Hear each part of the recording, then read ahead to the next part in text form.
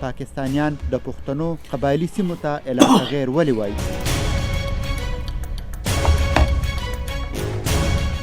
د وکیل د اپیل او دلیل د حق نه محرومه ساتل شو میلیونونو پښتنو مسلې او غوښتنې څه دي؟ د دغه تپوسونو ځوابونه د واشنگټن، اسلام آباد او کابل په اړیکو سیاسي چالونو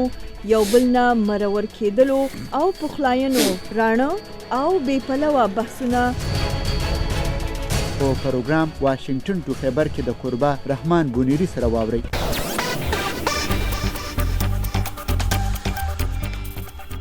ستړي مشئ. په دنیا کې د پښتنو د پاکستان یا افغانستان نه بهر ګڼ شمېر تنظیمونه دي. غیر سیاسي تنظیمونه، د خیر ښېګړې تنظیمونه، سیاسي تنظیمونه او دغه رنګې د نورو ادارو سره کار کوي په نړۍ کې. دا پښتانه په نړۍ کې چېرته پاتې کېږي د پښتنو د ژوند ژواک سره تړلي هر موضوع باندې کار کوي. مثال په توګه سیاسي، اقتصادي، کلتوري، مذهبي او داسې نورې چارې چې هغه پښتنو ته پای کې چیلنجز ورپېښ وي یا په آینده کې راتلونکو کې د هغو کوم مشکل وي په هغې باندې دی صلاح کوي، د یو بل سره خبرې کوي او دغه رنګه د هغې د حل لپاره لارې لټوي. پاکستان یا افغانستان کې چې پښتانه کم دي هغه ویني چې د هغو خو ژوند حجره، جماعت او یو بل سره تړلې وي، خو دلته دا ویشل شوي وي په وړو وړو ټولنو کې. مثال په توګه د امریکې په نیویارک کې یو وړه ټولنه د پښتنو، په کینیډا کې یو وړه ټولنه د پښتنو، په انګلینډ کې یو وړه ټولنه د پښتنو. داسې نو دوی بیا په خپلو کې راغونډېږي او د خپلو نړیوالو مسلو لپاره چېرته چې دوی ژوند کوي په هغه ځای کې چې خپل شناخت ونه بایلي، خپل تاریخ ونه بایلي، په هغې باندې کار کوي. نن زما د پروګرام موضوع هم دا ده او د دې موضوع لپاره 3 مېلمانه داسې شخصیتونه دي چې په دې موضوع باندې دوی کار کړی دی، په نړۍ کې کار کوي او آینده هم تګلاره یا پلان شته دی چې کار وکړي. زما سره مېلمانه شوي دي په سټوډیو کې. زه به د هغو سره په دې موضوع خبرې کوم او تاسو هم په دې موضوع زما سره په دې پروګرام کې برخه اخیستی شئ. 001-202-205-0 او 02 دا ټلیفون شمېره ده. موږ به کوشش کوو چې دا پروګرام زموږ په فیسبوک هم راشي، خو بیا هم که تاسو فیسبوک نه وینئ نو موږ ته ټلیفون کولی شئ. موږ به دې پروګرام کې تاسو سوالونه پورته کوو. نن به موږ په دې پروګرام کې خبرې کوو د پښتون کونسل کینیډا د چیرمن یا مشر سراج خان، د سیکرټري جنرال جهانګیر بخاري او د یو بل ملګري جوهر لمنګین سره. د 3 وړو مېلمنو په وروستیو کې د پښتون کونسل کینیډا علاوه د یو بل تنظیم ملګرتیا هم کړې ده او ملګري شوي دي او د هغې بنیاد یې ښودلی په کینیډا کې. د هغې تنظیم نوم دی پښتون ګلوبل ډایسپورا یا د پښتنو د په نړۍ کې پاتې کېدونکو پښتنو یو تنظیم، نړۍ کې نړیوال تنظیم. زما سره ملګری کېږي سراج خان. تاسو پروفیسر صاحب سره مشین پروګرام ډېره مننه بنیری صاحب، تاسو د ډیوې د ادارې چې موږ ته مقرره کړه. مهرباني. جوهر لونګي صاحب تاسو هم سره مشین. ډېره مننه بنیری صاحب، تاسو د ډیوې ډېره مننه. مهرباني. جهانګیر بخاري صاحب تاسو هم سره مشین. کور د ودان بنیری صاحب ډېره مهرباني. ګرانو اردوونکو، زه رحمان بودنیم او د وایس اف امریکا ډیو ریډیو پروګرام واشنگټن ټو خیبر د دې پروګرام پروډوسر ده ناهید سحر. راسره اوسئ. د واشنگټن دی او تاسو د وایس اف امریکا ډیوه خبرونه اورئ. یو ځل بیا ډېره مهرباني. سراج خان، تاسو نه زه د پروګرام شروع کوم. په وروستیو کې د ډیو ریډیو زیاتره اورېدونکو چې دي یا په فیسبوک لیدونکو چې دي کېدای شي هغو ته معلومات وي، خو کېدای شي ځینې وي چې هغو دپاره دا خبره نوې وي. 13 میاشت په کینیډا کې تاسو یو درځنی ورکشاپ کړی و. د هغې نه وروستو په ټورنټو کې، په میسیساګا کې، په ټورنټو یونیورسټۍ کې تاسو د پښتون ګلوبل ډایسپورا د نړیوال کانفرنس نه وروستو د دې بنیاد ایښودو اعلان وکړو او د دې اهداف مبین کړل. اول راته لږ مختصراً بیا ووایه چې پښتون ګلوبل ډایسپورا جوړولو مقصد څه دی او دا په دې کې اهداف څه دي؟ د پښتون ګلوبل ډایسپورا دا زموږ یو ویژن و د ډېر وخت نه چې کله موږ پښتون کونسل جوړو. دا هغه وخت نه موږ دا یو ذهن کې یو پلان لرو چې آیا کومه داسې طریقه کېدای شي چې د نړۍ پښتانه چې بهر په اروپا کې دي، که په عربي دنیا کې دي او که په نارت امریکا کې دي، چې دا خلک مونږ څنګه په یو ټغر را غونډ کړو او د دې سره زمونږ اړیکې وي نږدې، او که په وطن کې کمې پیښې کېږي یا کمې ستونزې دي په هغې باندې مونږ څنګه په یو لاین باندې مونږ په یو پلیټفارم باندې را غونډېدی شو. نو دا یو ضرورت مونږ محسوسوو بیا د وخت سره سره مونږ چونکې په دې باندې لږ ډېر څېړنه هم کوله چې یاره په دنیا کې چې کوم بارمیش دغه دي قامونه دي هغې په وطن کې چې کومې ستونزې د هغې دپاره هغې ډېرې ګټې راوړي دي نو مونږ هم دا یو ضرورت محسوسوو چې یاره دغه پښتانه که هغه په اروپا کې دي که په نارت امریکا کې دي او که په نورو هېوادونو کې دي ولې نه چې هغې مونږ په یو ټغر را جمع کړو او دغه د وطن چې کومې ستونزې دي په هغې باندې مونږ په یو همغږي شو نو دغه یو ضرورت مونږ محسوسوو ځکه مو د دغه سلسله کې مونږ دغه 3 ورځنی ورکشاپ په مونټریال کې بیا په ټورانټو کې زمونږ دغه کانفرنس و ورپسې بیا کنسرټ و نو مونږ دغه بنسټ یو بنیاد کېښودو دا لکه یو په ابتدایي شکل کې دی په یو بالکل په ایمبریونیک سټیج کې دی او مونږ کوشش دا دی چې یاره دا PGD چې دا یا پښتون ګلوبل ډایاسپورا چې دا د څانګې یا شاخونه چې دي هغه مونږ نور پراخه کو او په نړۍ کې چې کوم ځای پښتانه دي هلته جوړ کړی شي ښه زه جهانګیر بخاري صاحب تاسو طرف ته راځم یو خو دی ویل چې سلک ډېر موږ انټروډکشن یا تعارف د هغې وکړو خو بهر په دې به نور بحث کوو زه اردونکو د دې نه مخکې تاسو نه سوال وکړم دا خبره هم وکړم چې ما داسې تپوسونه هم واورېدل په فیسبوک باندې او داسې ویډیوګانې مې هم وکتې چې پای کې د پښتون ګلوبل ډایسپورا جوړېدو سره سم د ټکه په دې باندې ځینې اعتراضونه هم خلکو وکړل او ځینې فکرمندو اظهار وکړو یو پکې دا چې ګنې پښتون ګلوبل ډایسپورا ځکه جوړه شو چې په نړۍ کې د پښتنو چې کوم دا وخت بشري حقوقو تنظیم د PTM یا پښتون ژغورنې غورځنګ په دې مخه ونیول شي او داسې نور په دې به زه بحث کوم وروسته اوس پې نه کوم اورېدونکو خو بهرحال دغه اعتراضونه راغلي دې باندې بحث کوو خو چې جهانګیر بخاري صاحب تاسو د پاکستان د پېښور د وخت نه پېژنم تاسو سیاسي کوششونه په تنظیمونو کې پاتې کېدل مبارزه او نه ستړي کېدونکې مبارزه مو کړې ده ما لیدلې ډېر زیات د پښتون وطن یا د قام پرستۍ چې کوم جذبه ده په تاسو کې دا چې کوم تنظیم و پښتون کونسل کاناډا نو دا چې وونه د دې د وروسته بیا د پښتون ګلوبل ډایسپورا جوړولو ضرورت و یو تنظیم خو موجود و که نه ډېره مننه منیر صاحب اکچولي دا چې کله موږ پښتون کونسل کاناډا جوړوله نو په هغه وخت کې د ټولو ملګرو څومره چې دا بنیادي فاونډر ممبرز دي د هغې ټولو دا خیال و چې یاره موږ ډېر زیات لیټ یو په دې پښتون قام په سیاست کې بیخي ناخبره دی او که بهر څومره میشته څومره تنظیمونه دي هغه ټول وایي چې موږ د خیر ښېګړي یو یعنی زیاتره تنظیمونه دا کار کوي چې هغوی د مړو غم ښادي کوي نو پښتون خو د ژوند د خپل بقا د جنګ سره مخ دی هغه خو لګیا دی وجل کیږي د هغه خو جنوسایډ کیږي د هغه خو نسل کشي کیږي نو ملګرو دا خبره کړې وه چې یاره موږ به پښتون کونسل کاناډا سره سم پښتون کونسل امریکا پښتون کونسل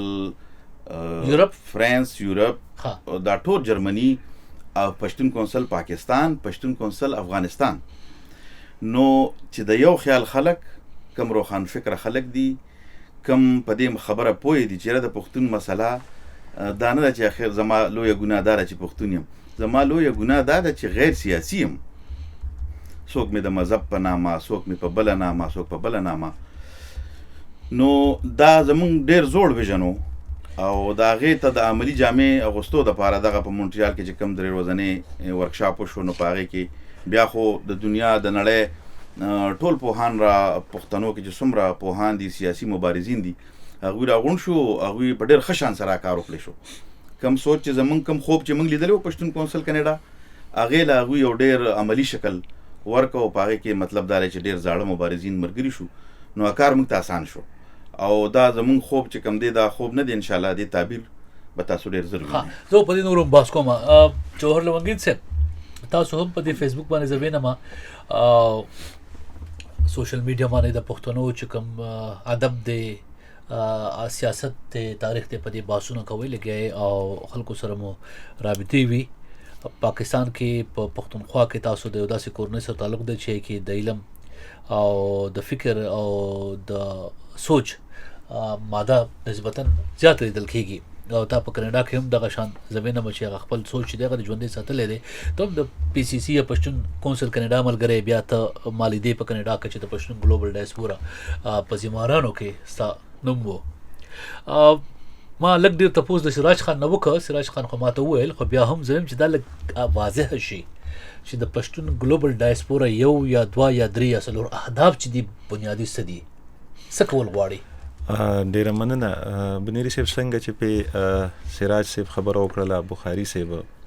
مونږ چې پی سی سی بنیادی خې دی، بیا د هغې نه پس مونږ ولې دا ضرورت محسوس کو، او سراج صاحب خبره هم وکړه چې مونږ 3 ورځې ورکشاپ را جوړ کړی وو. اصلي مقصد هم زمونږ دا و چې په نړۍ کې چې څومره هم پښتانه دي، شکر دی تنظیمونه هم شته دي، خو هغوی ته چې کوم انټیلیجنسیا ده د پښتنو، هغې ته د یو داسې پلیټ فارم ضرورت دی چې په هغې پلیټ فارم راشي او د دې خپلې خاورې او د دې وطن د قام د چټکې ودې دپاره هلې ځلې وکړي. نو د هغې په وجه باندې مونږ د دې پښتون ګلوبل ډایسپورا بنیاد کېښودو. څنګه چې ما وویل چې مونږ انټیلیجنسیا راغونډو، نو د دې کار هم دا دی چې د دې دپاره مونږ داسې کمیشنې ټاکلي دي، لکه 15 کمیشنې دي چې په هغې کې یو دی د پولیټیکل افیرز، ایجوکیشن اینڈ ریسرچ، کلچر سایډ دی، دا یو کمیشن د کلچر دی، میډیا دی او ارګنایزنګ دی. نو مونږ لګیا یو چې څومره هم انټیلیجنسیا د پښتنو پرته ده په بهرمیشت پښتانه چې کوم دي ډایسپورا چې کوم د دوی سره په دې رابطو کې یو، او په دې بیله چې کوم سړی په کوم کې ایکسپرټ دی، دا کوم چې ما وویل که هغه په ایجوکیشن اینډ ریسرچ کې دی، اب مونږ د هغې ته راولو د ځان سره. نو دا زمونږ مین هدف دا دی چې ځکه چې زمونږ په وطن باندې دا کوم ناورین روان دی، دا د پیړو ناورین دی، او دا اوس په مونږ هغه یو ټکي مونږ اکثر کارو، یا زه یا سراج صاحب یا بخاري صاحب چې په مونږ ناوخته شوی دی، زمونږ سره نور وخت نشته دی. نو دا مغه مین هدف دی چې یاره مونږ په ریسرچ بیس باندې پوخ کار وکړو. څنګه دی ولې وخت نه ډېر والي، خو چې پوخ کار وکړو. اوس سراج خان ماته چې ستاسو 3 ورډو خبرو نه کوم، زه د چوړ اخلم هغه دا چې دا یو آیډیا ده، یو منصوبه پکې نشته دی یا پلان پکې ماته نه ښکاري. مطلب دا دی چې دا تاسو چې کوم ګولز وویل دا خو دي، دا شته دی، واقعي چیلنجز شته دی، دې نه څوک انکار نه کوي چې چیلنجز نشته دی. په پاکستان کې هم شته دی، په افغانستان کې هم شته دی، په دنیا کې هم شته دی. سیاسي چیلنجز دي، اقتصادي چیلنجز دي، کلتوري چیلنجز دي او داسې نور دي. خو دا به عملي کېږي څه؟ مطلب تاسو د ارګنایزنګ کمیټې چې ماته یادې کړلې، پولیټیکل کمیټې مو یادې کړلې، یا مو دا وویل چې دا چیلنجز دي، نو دې لپاره پلان څه دی؟ مطلب دا بل لاسته راوړنې به دې څه وي، نتایج به څنګه حاصلوئ؟ دا کوېشن دی. اوس زمونږ چې دا کومې کمیشنې چې څنګه جوهر لونګین صاحب ذکر وکړو چې سیاسي کلتوري څېړنه د وسایلو باره کې دغه کول تنظیمي، نو دا چې مختلف کمیشنې موږ جوړ کړي، په هغې کې به چې کوم دغه میدان متخصص دی یا سپیشلایز کس دی، هغه به هغه کمیشن لیډ کوي. او دا چونکې بعضې اهداف زموږ دي چې هغه شارټ ټرم دي، بعضې دي چې هغه لانګ ټرم دي. مونږ دام یو دغه لرو، پلان لرو چې هره مونږ ډومبی خو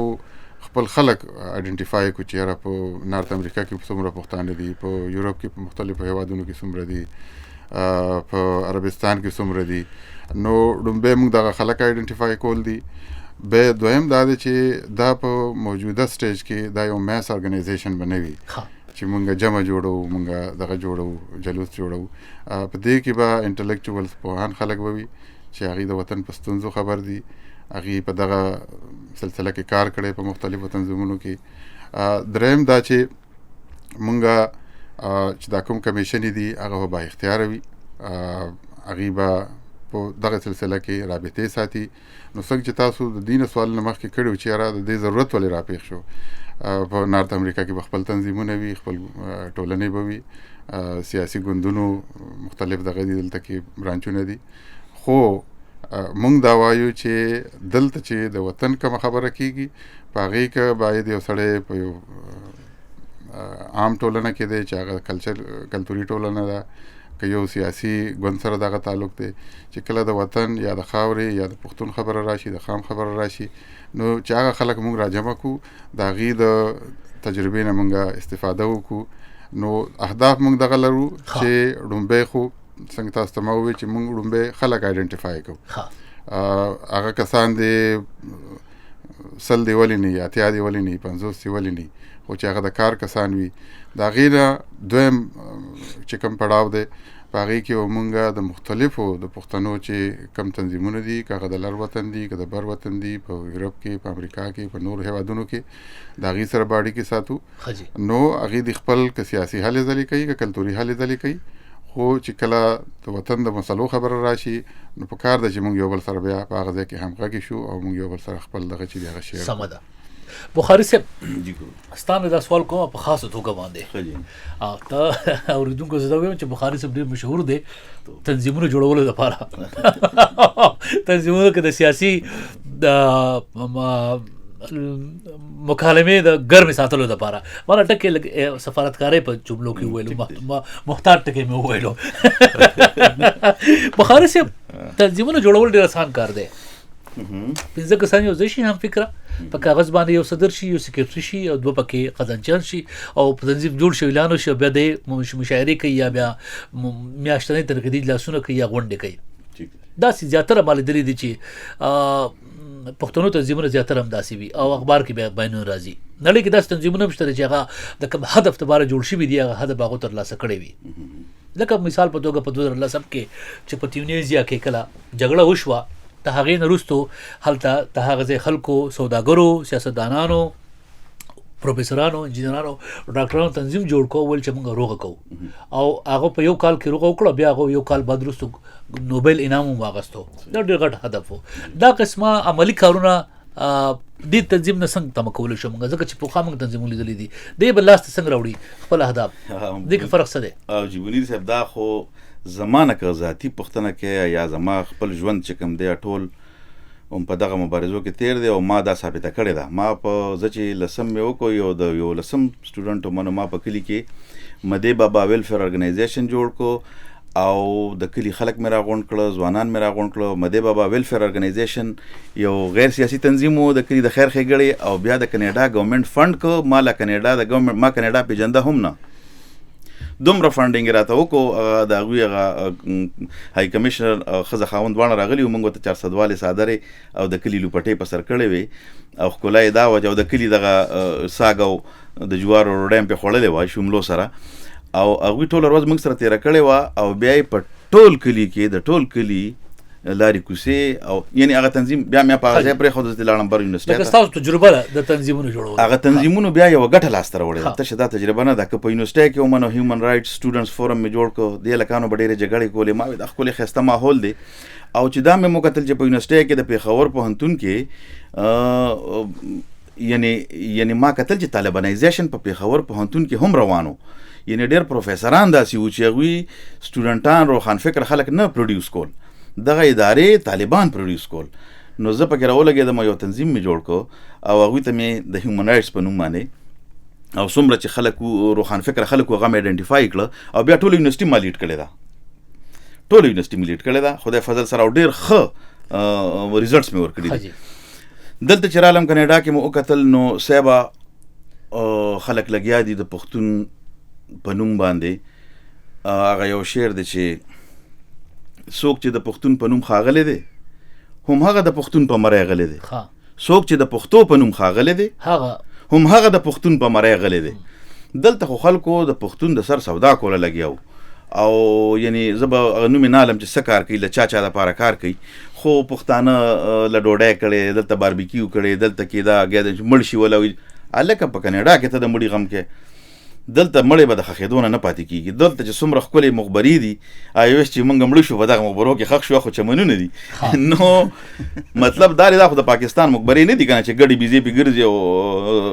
مختصر زه غواړم چې تاسو خپل خبرې ته راشئ زما جواب ته مختصر چې ما سره اردونکي پلان کیسه رانه اوږده شوه بخښنه غواړم چې تاسو دې تنظیم نه څه تمه چې دا به څنګه ترلاسه کوي مطلب مې دا منیري صاحب چې دې ته زه د خپل پیر و مرشد حضرت امام امیر حمزه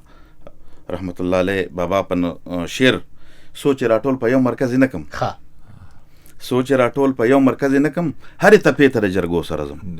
نو د پښتنو چې دا څومره تپې دي دا څومره تنظیمونه دي دا چې سو کال د غم خاده او د مړو موږ د پښتون د ژوند موږ ول د ژوند غم کوو نو زمونږ دغه ګلوبل پښتون ګلوبل ډایسپورا یا د پښتنو چې کوم نړیوال تنظیم دی دې کې به پوهانی دې کې به د پښتون د ژوند د ژغورنې او د دوی د ترقۍ بس ډېره وشوه یار. دا خو یو ژوند شو، موږ خو خپله ټوله زندگی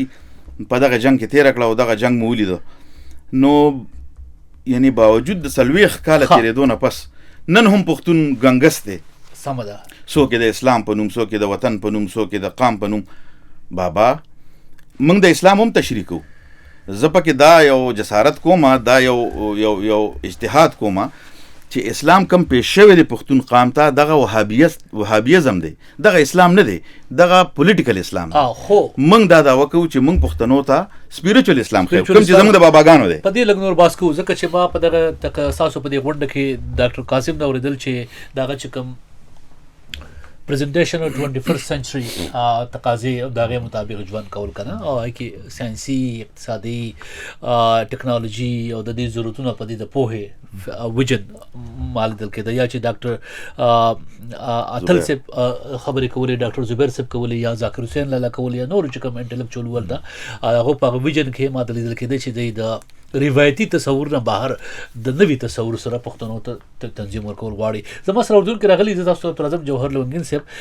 زه فکر کوم چې زما د اردن حق به زما بلمانه د ناوري کنه که زموږ په جزیر صاحب کولی شي چې موږ وکولی شي امکان لري. رسول خان صاحب د محمد نور ټلیفون کړی. رسول خان صاحب بخیر علی.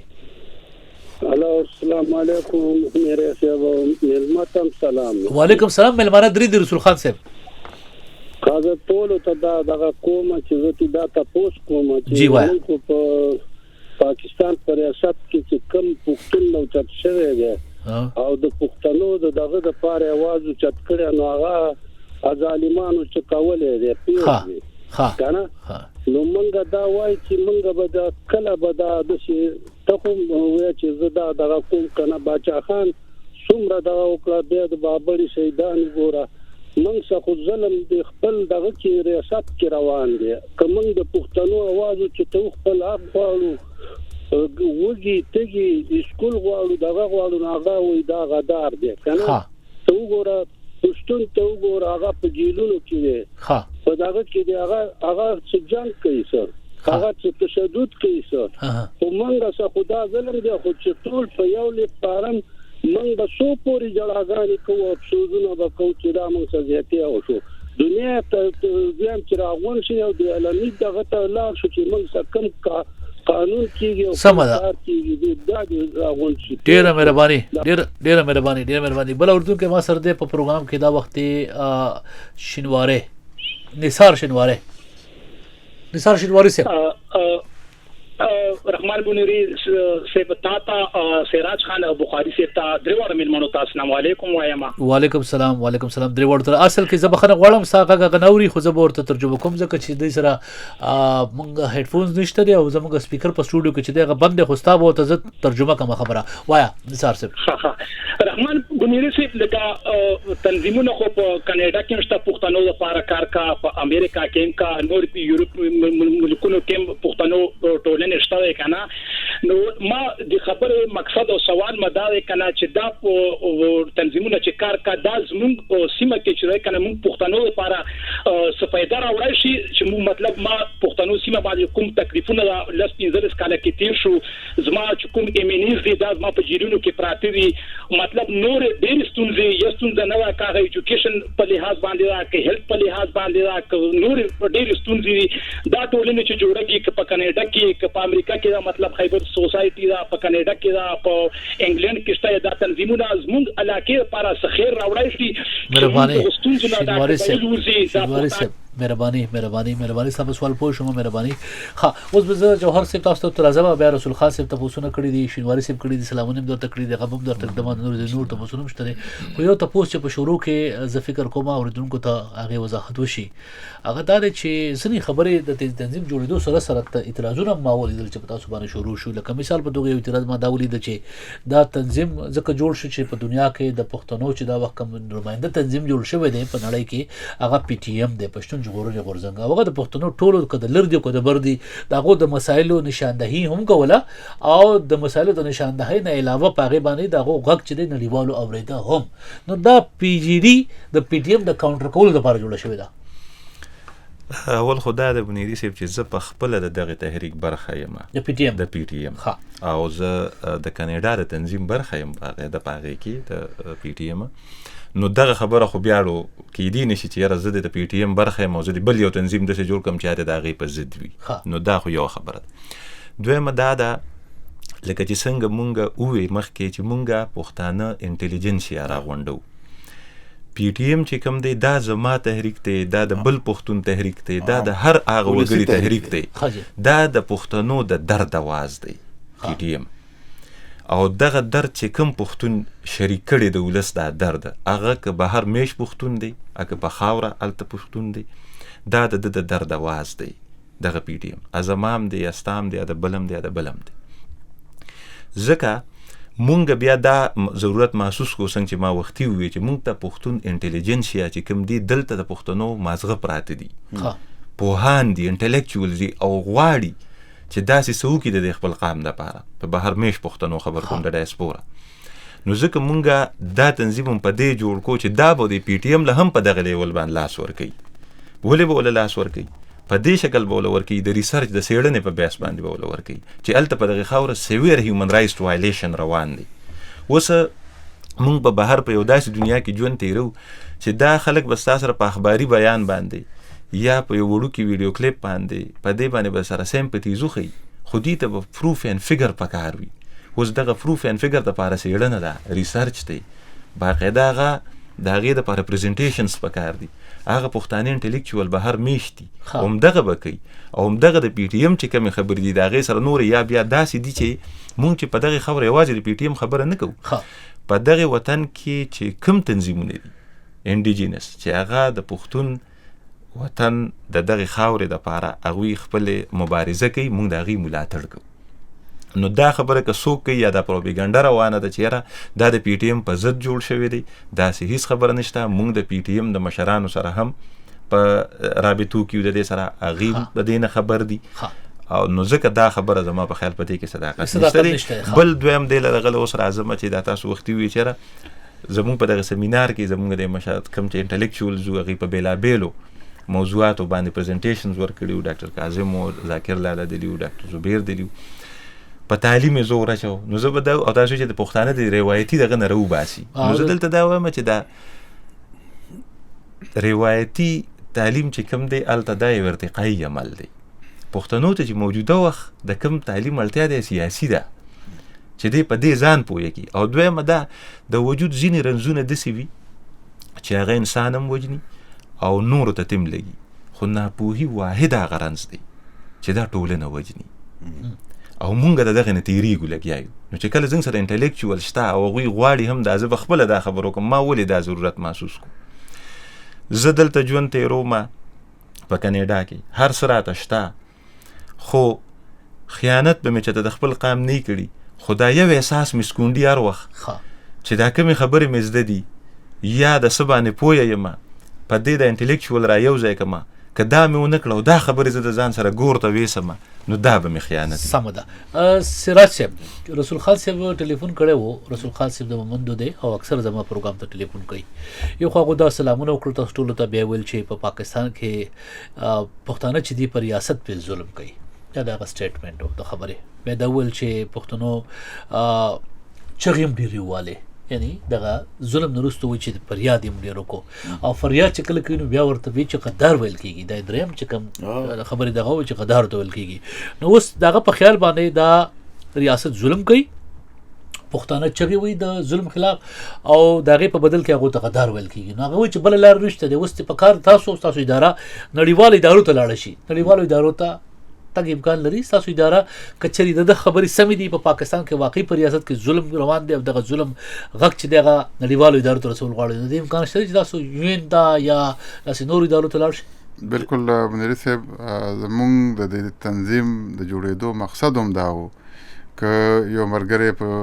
جرمني کې لګیا دی، هغه لاریونونه کوي، احتجاجونه کوي، که بل په انګلینډ کې لګیا دی، بل په واشنګټن ډي سي کې دی. نو موږ وایي چې دغه ټولې ټولنې یا دغه شخصیات یا دغه تنظیمونه چې دي دا دې په یو دغه کې وپیرل شي، دې کوارډینیټ کړي د یو بل سره،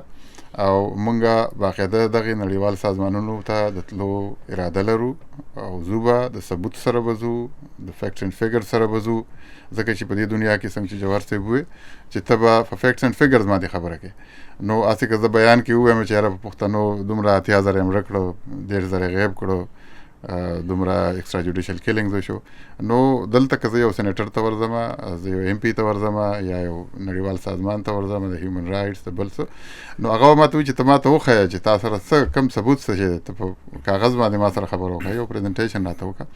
باقاعده د دغې دپاره مونږه ټاکنې به کوو چونکې دا تنظیم چې دی دا ډېر په ابتدایي سټیج کې دی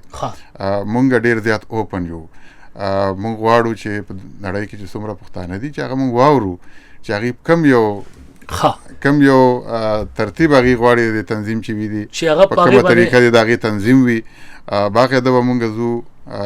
د دغې نه علاوه مونږ به دا هم یو دغه کوو چې د پښتون ګلوبل ډایاسپورا که مختلف شاخونه په مختلفو هیوادونو کې دغه شي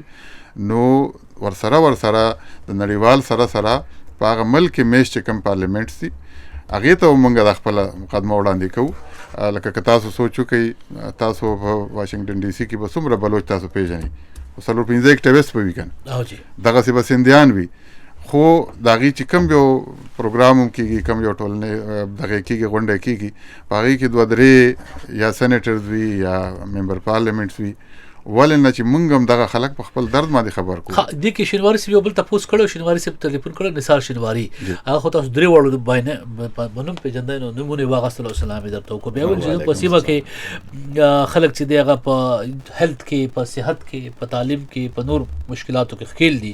دا مول چې ام ان ایز په جیلونو کې دي لکه ما بخیل دغه مثال مطلب شاید د علي وزیر یا د محسن داوړ نه وو دا چې د نور خلکو نه هغه چې تاسو د تنظیم په پاکستان پښتون ته څه ګټه رسي مختصر کده جواب وای دا زموږ ټولې هلې ځلې خو د پاکستان د پښتون یا د افغانستان د پښتون دغه دپاره دي مونږ خو چې دا دومره وخت لګوو دا دنیا را غونډوو دا دومره پیټه مو په سر اخستی نو د دغې دغه لپاره ما اخستی چې یاره په وطن کې چې کومې مسلې دي زه په کینیډا کې اوسېږم ته په امریکا کې اوسېږي بل په انګلینډ کې اوسېږي مونږ ته خو هېڅ مسله نشته مونږ ته خو غټه مسله ده د بچو د ژبې د ژغورنه ده خپل چې کوم کلتوري دغه دي عنعنات دي هغه به موږ ژوندي ساتو خو زموږ اصلي اهداف چې دي هغه زموږ خاوره ده نو دغه یو خبره شوه دویمه زه لږه د ستاسو چې کوم د اعتراض باره کې خبره وکړه نو دا خبره لږ وړاندې کوم د خپلو خلکو ته خپلو پښتنو ته چې پی ټي ایم چې دی یو محدوده ایجنډه لري او هغه محدوده ایجنډه د هغه یو څو مطالبات دي چې هغې پورې محدود دي یعنې لینډ ماینز دي یا د چیک پوسټ دی یا د خلک چې وژل شوي د هغې دغه دی کوم اوچت شوي دي یا غیب شوي د هغې خبره ده مونږ چې کوم ویژن لرو کوم نظر لرو هغه د هغې نه هم وسیع دی نو کوم ځای کې چې مونږ ګورو چې د پی ټي ایم په اوږو باندې دا بار مونږ کېښودل نه غواړو نو هغه ځای کې د پښتون ګلوبل ډایاسپورا رول به دا وي چې هغه کار چې پی ټي ایم یې نشي کولی مونږ به هغه نور په مخ کې ونیوړو نو زمونږ هغه د پی ټي ایم د تحریک سره د ملاتړ سره مونږ هغه خبرو ته موږ ورکوو هغې دغه ته هم غاړه ږدو چې هغه د پی ټي ایم د ډومین نه بار دي مثلا د لربر پښتنو یووالی دی د هغې د یو بل سره اړیکې دي په پی ټي ایم باندې به دا یو تور لګي د دې څه مطلب دی اکثره په دې خلک ګنګس شي په دې خبره باندې او بیا په پوه نه وي زه لږ دلته اوس دا چونکې تاسو سیاسي خبره کوئ یو کلیپ مو کو داوا مو وکړو نو زه غواړم د دې وضاحت وسم چې د پښتنو د پی ټي ایم د سکوپ نه یا دغه د چوکاټ نه غټ چوکاټ تاسو یو خو تاسو دا وکړه پاکستان او افغانستان خبره هم کوي د لرو برم خبره کوي نو تاسو په پاکستان کې یا افغانستان کې دننه دغه حقونو دغه دوړو هیوادونو په قانون کې دننه غوښتنه وکوي دغه د لاسته راوړو لپاره په نړیوال کچ غږ پورته کوي کنه دا به یو سیاسي فکر وی کنه لرو بر یو بل منصوبه ده په دې لګوس وضاحت وکړي وضاحت دغه دی چې زه په دې ویاړ کوم چې زه افغان یم خجی وطن مې دی ټاټوبی مې افغانستان دی که جغرافیایي طور زه په پاکستان کې اوسېږم د پاکستان زما ملک دی خجی که غږ اوچتومه نو زه د پاکستان خلاف نه اوچتومه زه د هغه پالیسو خلاف د هغه ادارو خلاف کوم چې په پښتون باندې ظلم کوي ټیک شو دویمه دا چې مونږ دا وایو لکه په ننني وخت کې په قطر کې مذاکرات شروع دي د افغانستان د سولې په دغه باندې طالب او د امریکې ترمنځ. موږ دا وایو چې دغه کار خو پی ټی ایم نشي کولی چې هغه راپاسي او خلکو ته وایي چې دا دغلته څه روان، ځکه چې پی ټی ایم خو خپل ایجنډا لري او خپل اهداف دي د هغې مخې ته ایښي. موږ دا وایو چې نه، پښتانه دې بیدار اوسي، هسې نه چې بیا دغلته یو ناورین په پښتنو باندې را شروع شي او بیا پښتون وژنه شروع شي. که طالب دومره دغه وړ و نو 20 کاله مخکې ورسره امریکې ولې مذاکرات نه کول چې دا 20 کاله پې افغان وژنه پښتون وژنه وشوه، دومره تباهي وشوه او نن راځي هغه ته مطالبات. نو موږ وایو که هر هغه کس که هغه ځان افغان ګڼي، پښتون ګڼي او راځي د پښتون په سر باندې سودا کوي، د پښتون د وژنې دپاره نور پلانونه او پروژې لري، موږ به هغه میدان ته راوړو. نو دغه شی لکه دغه دی دغه سکوپ خبره راځي چې دا کار خو پی ټی ایم نشي کولی، خو نه پښتون ګلوبل ډایسپورا چې دغه دا کار کولی. مختصر یو بدی کې تاسو نه یو بل خبرګون اخلم په دې باندې، تاسو د سوال خو د ما سره وکړو، تاسو مخکې ذکر وکړو زه به اوس واخلم چې بیا دوباره دې موضوع تکرارو نه. د افغانستان کې چې کوم د سولې پروسه روانه ده په دوحه کې د هغې لسم پړاو به کېږي، هرچند که د امریکا صدر ښاغلي ډونالډ ټرمپ پرون چې کوم ټویټونه کړي دي په هغې کې تر مخه دغه مذاکراتو عمل ختم شوی دی، خو ځینې خلک وایي چې د بیا امکانات شته دی شروع کېدو. تاسو خبر شوي وئ چې څه قسمه پرېکړه کېږي لګیا ده، څه قسمه تړون کېږي، په هغې مو نظر و او دغې ته مو کتل څنګه پښتون ګلوبل ډایسپورا په تنظیم په شکل کې تاسو دې عمل ته غبرګون څه دی؟ دغې چې کوم پروسس روان و په دغې باندې زمونږ نیوکې وې، زمونږ ریزرویشنز په دغې باندې، ځکه چې طالب سره چې مذاکرات کېږي طالب د پښتون افغان نماینده نه دی، طالب د پښتون افغان په وینه باندې ککړ لاس لري. نو که د هغه سره مذاکرات یو ریاست یا یو ملک یا ناټو یا د بل شکل کې کېږي، موږ وایو چې نه، دغلته د افغان ولس نماینده حکومت شته دی، هغه مذاکرات دی د هغه حکومت په دغه باندې وشي، هغه دې په لوب کې وي، هغه دې په هغه عمل کې شامل وي. دویم دا چې که ته بیا په دې 20 کالو کې په افغانستان کې کومې ادارې په وجود کې راغلي دي، هغې کم پرمختګ کړی دی، که ته نن بیا طالب راولې، بیا هغه وژنه شروع کېږي، بیا هغه تباهي شروع کېږي، نو ځکه چې څنګه ما مخکې وویل چې که طالب د دې دغه وړ وی نو تا به سره 20 کاله مخکې دغه کړی وی. نو مونږ د پښتون ګلوبل ډایسپورا په دغه باندې جوړ نظر وو. مونږ اوس هم دا وایو چې د افغانستان اساسي قانون د هغې ملي اردو هغې چې په دې دومره وخت کې څومره ګټې لاسته راوړي دي، ولې دې هغه بیا دوباره هغه دغه دې مونږ په ریورس ګیر واچو او مونږ دې په شا باندې نه، مونږ په مخه تګ غواړو، مونږ په شا تګ نه غواړو. نو پښتون ګلوبل ډایسپورا مونږ په دې باندې غږ پورته کوم، پورته کړی هم دی او پلان مو لرو او اوس مو هم دی چې په نړۍ کې چې څومره به ارمیش پښتون افغان دغه دي وګړي دي، هغو ته موږ د خپل دغه رسوو چې تاسو په دې سیز باندې نظر وساتئ او ورسره که د امریکا حکومت هغې ته خپل دغه رسول دي، خپل احساسات خپل جذبات رسول دي یا خپل تحفظات رسول دي، او په کوم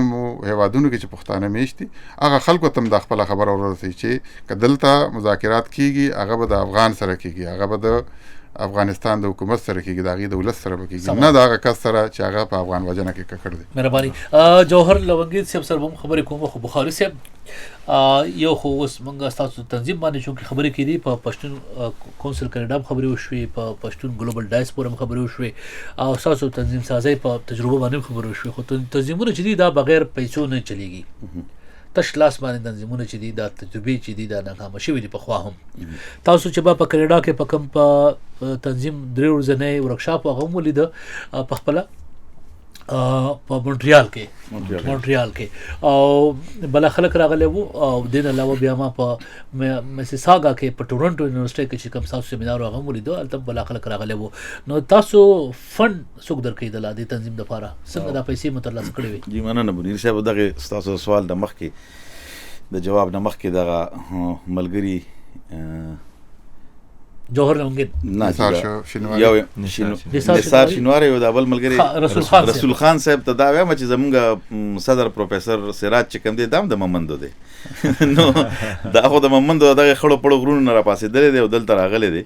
نو اوس په کینیډا او امریکا کې نو چې دلته څه ولیدل په دې دنیا کې په کینیډا امریکا کې غواړي چې د خپل وطن ایون پاکستان وای ناٹ او د خپل پښتنه خوره خاص کر دام د کینیډا او امریکا په شانتي خولي شي د دې خو د مړو ادریم خولي دي تاسو د ژوندو هغه ژوند خو پرې د چې د ژوندو کم خولي ژوند دی هغه خو دغه خو تپوس مکوه نو خجی نو باقی استاد سوال راځم ما سوال ته وسیر شوی نه ده هر صاحب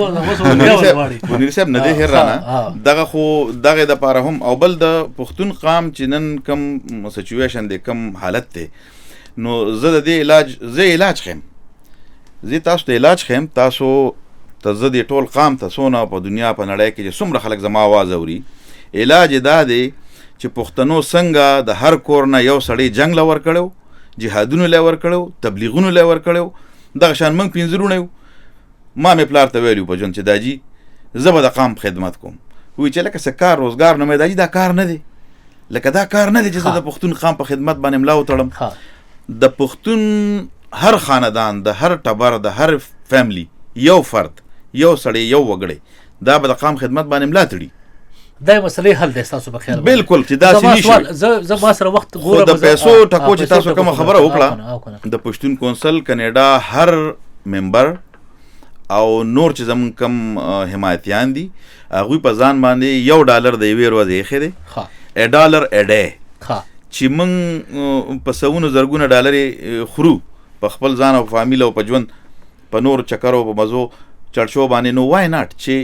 $1 دروازې موږ د جیب کې ترخ جیب کې بیلګدو د خپل قام په نوم باندې هغه سنبال کو او یو ورځ روالو هغه دا $1 نه دی دا یو ساس کې چې یو ځکیږي د دریاب جوړیږي نو موږ کولی شو موږ تاسو دا چې وسنۍ کوم ډانچه چې دا یا چوکاټ چې دی په دې کې د پیسو ټولولو طریقه چنده کول دي د ملګرو نه کوم فند نړیوال تنظیم نه درکړي کوم ادارې نه درکړي هغه سره فند اغستو اراده شته پاینده کې چې دا سه غیر دولتي ادارې ملګرتیا وکړي پیسې درکړي چې باغی کار وکړي نو که د قام په ګټه تمامېږي او د پښتو ژبه یا د پښتون قام د کلچر په ژغورنه کې یا د هغه په روزنه کې موږ سره څه فائدہ کوي نو ولې نه دا ملکونه که داسې یو انسان دوست تنظیمونه څومره چیم دي خو دې لپاره لاسه منصوبه نه هیڅ موږ دا وخت صرف د خپل ژبه او د خپل ګټلو پیسو نه هارد ارن منی نه دا غټه خبره ده موږ لګیو د قام په نوم لګو او دا هیڅ غټه خبره نه دا د هر پښتون دا فرض دی چې دا ونکي دی مجرم دی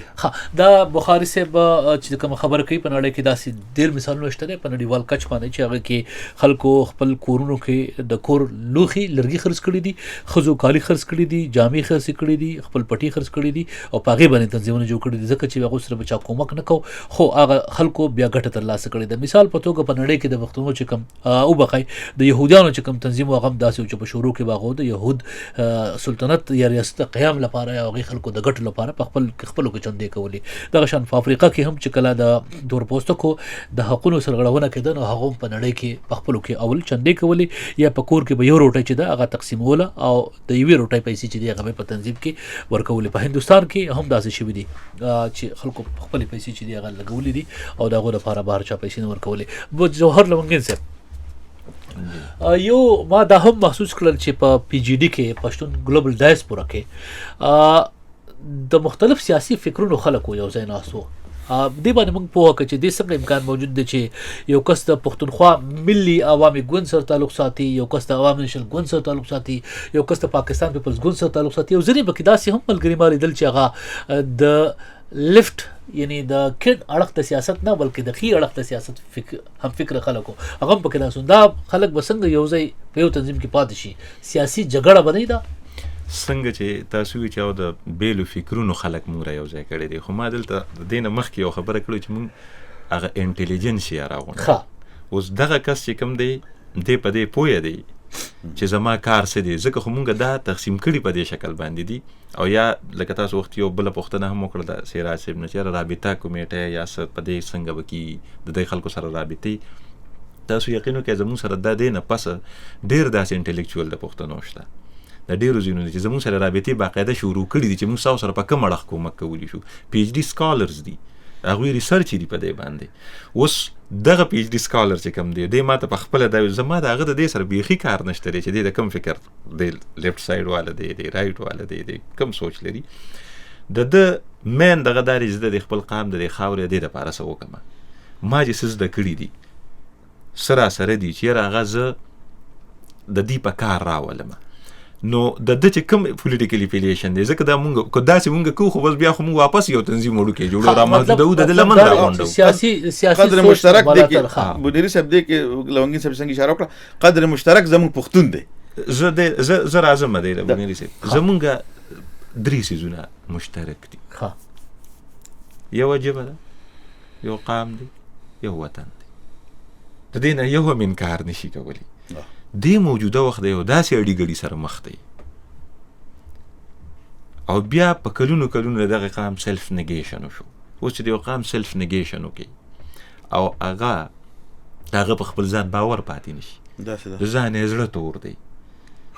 چې مونږ په هغې کې بیا نور تفریق هم راولو دې ځای له راورسو بیا به کوم ځای ته دا خبره جوهر لونګي صاحب تاسو ول چې ځینې خلکو سره رابطې کړي دي خو اوس کوم دا پروګرام څوک اوري یا په فیسبوک ګوري بیا یا څوک خبر شي دی نه په یورپ کې تاسو وخت پکې د منځني ختیځ هم ما بخل سراج صاحب ذکر کړو عربستان ذکر کړو. نو که څوک غواړي چې په روس کې دی یا په افریقا کې دی یا په برطانیه کې دی یا په منځني ختیځ کې دی هغه د پښتون ګلوبل ډایسپورا سره کنیکټ کېدل غواړي ځان شامل ورواړو څنګه کېدای شي. ډېر ښه دغه هم دا او که پوښتنه مونږ هم چې دا زمونږ په ټولو باندې د ټولنیزو رسنو دور دی اوس دا دی په هغې کې زمونږ په ټویټر اکاونټ شته زمونږ په فیسبوک شته زمونږ په انسټاګرام شته زمونږ په یوټیوب چینل هم شته. تاسو نمونه موږ ته اخیستی شئ د فیسبوک باندې زمونږ هم دا د پښتون ګلوبل ډایسپورا په نوم باندې ټول دي. زه په دې منځ کې به زه لږ سرچ کوم تاسو دا خبره وکړئ چې تاسو نوم تاسو نوم چې دی په فیسبوک کې تاسو ول چې پښتون PASHTUN ګلوبل GLOBAL بیا په منځ کې سپیس دی DIASPORA دا په فیسبوک باندې تاسو خپل پاڼه جوړه کړې ده. او د علاوه په ټویټر هم په دې پاڼه باندې په انسټاګرام باندې په یوټیوب هم موږ دا خواست دغه ملګرو ته هم کو چې دغه که په یوټیوب نه داري سبسکرایب کړي د دې چینل ټویټر دی فالو کی فیسبوک ته هم فالو کی په انسټاګرام باندې موږ فالو کی نو په هغې به دې ته زمونږ د هلو ځلو هم پته لګي زمونږ سره رابطې هم کولی شي که زمونږ سره په دغه اړخ کې کومک کول غواړي نو هغه را سره پکې هم کولی شي چې یاره دوی خپل ریسرچ چې کوم دی موږ ته رالیږلي شي موږ سره په هر لحاظ په دې پنځو کې چې دې ته کم یو اسانه زمونږ سره په دې رابطه کولی شي. دغه د رابطې ذریعې تاسو په دې باندې رابطې کېدی شي او دا نمبر یې پښتون کونسل کاناډا چې کوم دی په هغې خپل پیج دی په دغه د هغې په ذریعه موږ ته راتلی شي. دای طریقې دي. زه اوریدونکو یو دوه نور غسل غواړم ما سره ډېر کم وخت پاتې دی دوه اوریدونکو غسل غواړم چې د پروګرام اخري برخه د پای کې تاسو اوریدل چې د پښتنو په دنیا کې چې کوم تنظیم دی پښتون ګلوبل ډایسپورا د هغې نمایندګان د ما سره ناست او د خپلو اهدافو خبرې وکړه د سیاسي ویژن یا فکر خبرې وکړه د هغو چې کوم چیلنجز دي په هغې باندې خبرې وکړه. یو خبره چیلنجز په واقع ماته لږ ووایه خیر دی وضاحت سره چې اوریدونکو ته د جدول عبدالرب مایار صاحب ټلیفون کړی چې دغه سره خبرې وکړم بیا زه د چیلنجز سره راځم. عبدالرب مایار صاحب السلام علیکم بنيري صاحب. وعلیکم السلام. انا مېلمانه دا تاسو کوم ها جی چې تاسو په دې ضلع ډیر کې دغه پروګرام نشته دی چې دا سازيږي په څه طریقه سازيږي او بل ته پوس مې دا دی چې د راوانور متعلق دی مخکې ډیر زیات دغه راغسته و دا دا هغه تاسو ډیر زیات اوس دا غي نه لږ په شاشوي دي سوجه دا د چا نه تاسو کا معیار صاحب تا پروګرام پوره وره ده کنه اوریدلې مې د دیر پکې څوک دي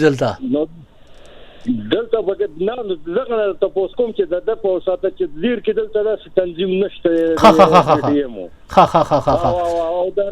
دراو د نقیب الله مسجد کیس چې کوم دی ډیر مخکې په اتحادیې سره غسته او ځاګي مهرباني مایار صاحب مهرباني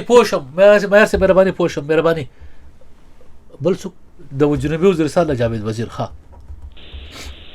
جاوید وزیر صاحب السلام علیکم. وعلیکم السلام. جی رحمان بنری اتا تاسو شان د ډیور رادیو ټول د پښتو باندې ماین همکارانو ته سلامونه. وعلیکم السلام. جی ما پښتنه ملمانون ته سلامونه ملمانونه مې پښتنه ده وایا ملمانو نو پښتنه آزاد چې اوس تاریخونه په کوم نړۍ کې چې جوړ شوی دي هغه سره د تر ظلم نه کېږي لکه زموږ چې په پښتنو سیمه کې کوم تاریخونه بیا د پښتنو چې تاریخونه جوړ شوی دي خصوصا د پی ټی ایم تحریک چې کوم د اخر سره ظلم کېږي دا کوم داول کوم سواجه د چې دا دومره ظلم ورسره کوي. مهرباني ها عبدالرحمن معیار صاحب دا خبره چې دا برنامه کې کو مو جوهر صاحب تاسو جواب ورکړ ډیر مختصر وخت ته خیال کوي د ماستر څون لباتې دی چې عبدالرحمن معیار دی چې په دیر کې د پی ټی ایم تنظیم نشته یو خبره دا کړې و چې په خو پی ټی ایم د نقیب الله مسعود په مرګ باندې د روانوار ډیر ذکر کوو چې نه کوي خاموش شوی دی. دا سه نور خدای د دیر د معیار په خپل اوسیدونکو دی د تبپتی چې دغلته کې کم تنظیم شته یا نشته د پی ټی ایم په حواله باندې بیا کدی د پی ټی ایم په حواله دا خبره کی چې د نقیب ذکر کوي او غیبه باندې خاموش شوی دی. د پی ټی ایم خو بنیاد په دغه خو د شوی څنګه خاموش شوی دی او زنګ د دنیا ملګری په زندانونو کې وسم پراته دي هم دغه आवाज چې چوتي چې د نقیب د پاره انصاف غواړي د بل د پاره غواړي او د بل د پاره غواړي چې کم یو دی په دغه خوره باندې سره ظلم کیږي. نو زما په خیال چې دغه هغه د خپل جواب ورسېدلی او نور د پی ټی ایم چې زمون کم ملګری دی الته دغه باندې پکاره چې هغه الته تنظیم سازي وکړي په دیر کې جو سراسي تاسو د چیلنجز تاسو نه کوم چې دا وخت تاسو چیلنجز دي خو د دې نه مخکې چې تاسو ماته دغه جواب راکوي زه بخاري صاحب ته یو دغه وکم جی اوریدونکو په خاطر باندې بخاري صاحب خو څنګه په شروع کې ویل لکه مثلا ویل خو اوریدونکو شاید نه یې زم پوه شوي جهانگیر بخاري چې دی د امیر حمزه خان شینواری منونکی دی او دغه د صوفیانه فکر منونکی دی او باقاعده عملی ملګری دی او شعرونه ورته هم زبردست یاد دي. نو پروګرام په اخر کې به د امیر حمزه خان شینواری یو کلام اورم کیا دي درته هغه پورې ته ذهن کړکې چې د اخلاص کار آیات کا تاسو خبره وکړه مونږ کې نه زه باغی بیا خبرو کړه باغی بیا خبرو کړه زه باغی راشم خو زه تعالی لک هډز اپ در کوم چې تیار شو ورته او په اخر کې بیا ورته و چې یاد نه دي بنیریا او راتلی په پوسټ او نو زم چې لک تیار د کوم ورته هغه پورې وځه ته نه پوسټ کوم موږ لپاره د حدیثو حیثیت لري هغه څنګه نه یاد مهرباني چیلنج سری د پښتون ګلوبل ډایسپورا دا وخت شته د چیلنجز خو هر یو تنظیم چې په وجود کې راځي هغه ته چیلنجز وي. ډومبه چیلنج کې مونږ کما تاسو د پیسو ټکو خبر وکړه نو مونږ پښتون ګلوبل ډایسپورا دا یو پلان لرو چې مونږ یو ګلوبل فند دغه کو جوړ کو او په هغه سلسله کې چې مونږ کو فند ریزینګ کولای شو په مختلفو ملکونو کې په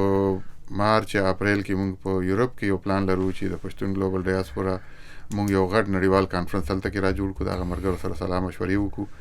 نو هغه د دسمبر نه وروسته را روان کال کې تر اپریل پورې کلم کې دی شو نو هغه بیا وخت سره سره هغه مونږ ډیسایډ کو چې را په کوم ځای کې مونږ کوو څومره کوو. چیلنج د پیسو ټکو چې څنګه ما وی چې ګلوبل فند مونږ دغه کوو چې په هغې کې مونږ د خپل هلې ځلې که مطلب یو نړیوال سازمان ته تل دی که یو ځای کې یو لابي یا دغه هایر کول دي یو کنسلټنټ هایر کول دي دغه مونږ معاهده څنګه ورکولی شو. دویم چیلنج چې دی څنګه چې تاسو په سټارټ کې وویل چې د بعضې خلکو اعتراضات دي نیوکې کوي چې دا د پی ټی ایم په ضد کې راغلی دی نو دا یو بل چیلنج دی چې مونږ خپل پښتون ډومبی په دې خبره باندې پوه کړو چې مونږ د پی ټی ایم په ضد نه یو راغلي مونږ د هر هغه تحریک هر هغه ګوند چې هغه د پښتني خاورې خبره کوي د پښتون قام خبره کوي مونږ د هغې په شا باندې مونږ د هغې ملاتړ کوو. هغه خبره چې هغې هلته د بعضې بندیزونو د وجې نشي کولی پښتون ګلوبل ډایسپورا سره دا اختیار شته دی چې هغه خبره نړیواله کړي او هغه خبره دنیا ته ورورسوي نړیوال سازمانونو ته ورورسوي. نو دغه یو دویم چیلنج دی چې یاره دغه خلک مونږ دغه کو د پی ټی ایم مشرتابه چې دا هغه ټول خلک چې دی هغې په دې کې په لوپ کې وو د خبرې نه خبرو چې کومه غونډه را روانه ده کومې هلې ځلې کېږي مونږ دا هم یو هیله لرو امید لرو چې د مشرتابې د طرف نه یو بیان داسې راشي چې یاره دغلته یو پښتون ناست دی هغه د خپل قام په دغه باندې په غم باندې دغلته کې غمجن دی او دا کمې هلې ځلې چې کوي دا د قام دپاره کوي نو یو شټ اپ کال پکار ده چې د هغې طرف نه راشي او دا د پښتون ژغورنې غورځنګ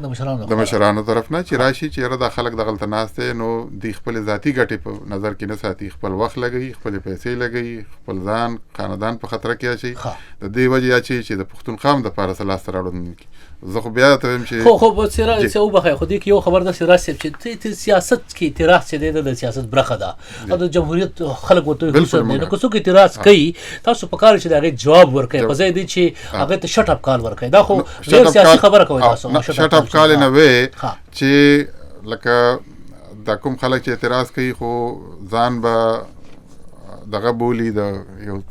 تحریک یا د سیاسي ګوند مرکز ځان برخه بولی نو موږ وایو چې دغه تنظیمونو یا دغه ګوندونو طرف نه یو بیان راشي چېرې او موږ دا یو پلان لرو که یو ګرانډ جرګه د پښتنو کول ضروري شوه موږ دغه خپل د خپل پلیټ فارم چې دی هغې دپاره هغې پیشکش کوو هغه وړاندې کوو وضاحت پکار اوس یو وخت زما سره وخت کم نه ځکه زه په منځ کې خبره کټ کوم جاوید وزیر د جنوبي وزیرستان نه ټلیفون کړی هغه دې سره تړلې خبره کړې وه یو هغه دا ول چې پی ټي ایم په پاکستان کې ظلم کېږي ستاسو زما تپوس دا دی چې تاسو هغه دا هم تپوس وکړو چېرې ستاسو تنظیم ته دا قسمه کوم چلنج شته دی په کاناډا کې یا په امریکا کې یا په بل ځای کې چې یاره تاسو باندې کوم پابندي ده کار کولو اجازه ده نشته دی بل دا چې ستاسو تنظیم رجسټرډ دی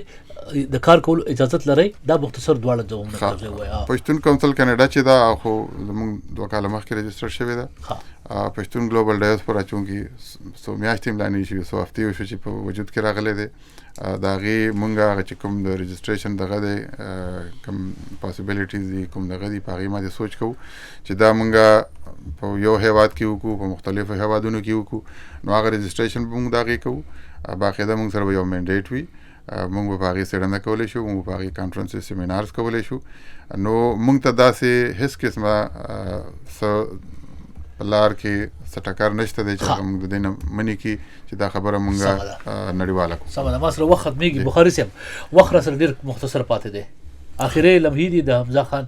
شینواري کلام به درنه واورو د پښتو غزل بابا دی او د جدید او د قدیم فل ورته ویل کېږي څه به راته وایي د هغه منونکي تاسو ته وایي چې او جی بس خو زما ذاتي عقیده ده چې زه حضرت امام امیر حمزه بابا د پښتون قام امام ګڼم او خوشحال خان بابا د دغه قام کمانډر او سالار نو که موږ نن دا د وخت ضرورت دی چې موږ د نړۍ ټول پښتانه نورې خبرې پرېږدي او تش د باباګانو فکر ته راشي زموږ د مسلو حل د باباګانو په دغه کې شته دی زموږ څومره چې مسلې دي د هغې ټولو حل د باباګانو په هغه شعرونو کې کلام کې د هغه کلام کې د هغوی په کار کې فکر موجود دی نو بابا لکه څنګه چې فرمایي چې پښتانه د لر او بر به سره یو شي که بنیاد د حمزه بابا افکار شي دا یو پول دی دا یو غټ ثبوت دی یو غټ دویم بابا دام کړی دی بابا ډېر کارونه کړي دي یو خو یې دا کړی دا چې پښتون یې ډیفاین کړی دی چې پښتون به څوک هر هغه څوک چې پښتو ژبه وایي پښتون د ځان هغه پښتون نشي کېدی بابا وایي دی هغه پښتون چې بل پښتون لره پکار دی سر د قام په غم کې چې چا بیلو نو سردار دی هغه لکه ارمان لونی لکه نور داسې پښتانه چې لکه پروفیسر سراج لکه جوهر لونګین لکه رحمان بونیری یا یو بل یو ورور چې پښتون په قام بیا بابا لکه څنګه چې د مسلمانۍ دپاره یو کلمه ضروري ده داسې د پښتون قام د پښتون کوالیفیکیشن دا چې دا به د پښتون په پښتون به خفه کېږي په خپل رور دپاره به کار کوي ادروایز دی به پښتون نه بل د پښتون دپاره بابا پښتون قام ته د جنت زیری ورکړی دی وایي اغیار چې دوزخ ژبه ده زه به جنت ته د پښتو سره ځم نو مبارک شه پښتنو بابا دله د جنت سرټیفیکیټ او زیری درکو نو هغه به هر حال بابا خو د وخت پلار دی مهرباني جاګر بخاري صاحب ډېر مهرباني وخت را سره نور نشته دی په بابا ته به شعرونه اورو ډېره مننه ډېر تشکر چې سټوډیو ته راغلی موږ ته موخه راکړو ډېره مننه زه جوهر لونګي صاحب تاسو ډېر شکریه ډېره مهرباني ډېره مننه بنيري صاحب تاسو او د ویو ډېره مننه تاسو پروفیسر صاحب تاسو څومره همکاران چې دي د ادارې چې موږ ته وخت راکړو دا غږ چې دی زموږ هغه نړیوال کو په یو سنت شکل کې ډېره مننه ډېره مهرباني ګرانو اورېدونکو او لیدونکو دا پروګرام تاسو د فیسبوک د لارې به هم کتلی شئ زه به کوشش کوم چې فیسبوک باندې دا پروګرام تاسو دپاره موجود وي د ډیو ریډیو فیسبوک دی VOA ډیوا زموږ دا پروګرام که تاسو نه پاتې وي زموږ په ویب سایټ www.voadews.com باندې بیا هم کتلی شئ په دې پروګرام کې موږ کوشش کوو چې په نړۍ کې چې پښتانه میشت دي د هغو چې کوم منصبي دي د خپل وطن قام کلچر او راتلونکي ژوند لپاره پای کې هغه فکر سره لري او کول سغواړي. په دې تنظیمونو کې یو تنظیم زه مختصر خلاصه درته وایم چې تازه تنظیم چې کوم جوړ شوی دی هغه د پښتون ګلوبل ډایسپورا او دوی چې په نړۍ کې د پښتنو سیاست، اقتصاد، معیشت، کلچر چې په دې باندې د جوړ نظر دی او ورپیښ چیلنجونه چې دي هغه د 20مې پیړۍ د تقاضا مطابق حل کول غواړي. نن دا پروګرام هم د ځکه پای ته رسیدي. زه د پروګرام کوربه رحمان بودره، پروډوسر ناهید سحر او انجینیر زور نکساسو نه غواړو اجازه. خپل خیال ساتئ. په دې بحث کې چې تاسو کومې خبرې واورېدې دا د میلمنو خپل نظر وو. دا د وایس اف امریکا یا د امریکا د حکومت نظر نه وو.